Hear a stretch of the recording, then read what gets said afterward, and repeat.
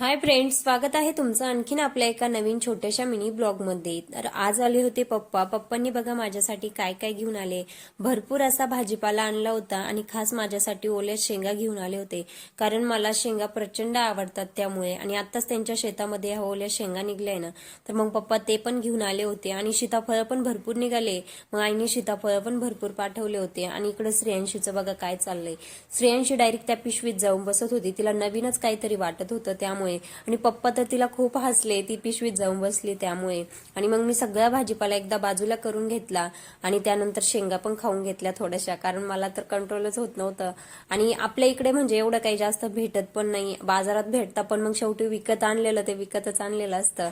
मग मी सगळा भाजीपाला एकदा बाजूला करून घेतला आणि भाजीपाला तर बघा किती पाठवलाय।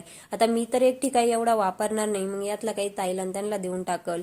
आणि खास शेंगदाणे पण फोडून पाठवले होते, कारण मला आईने फोन करून सांगितलं होतं की तू त्याचे शेंगदाण्याचे लाडू बनव आणि रोज एक एक खात जा म्हणून। खरंच आपले आई वडील आपले किती काळजी करतात ना, तुमच्याही घरी असंच असेल।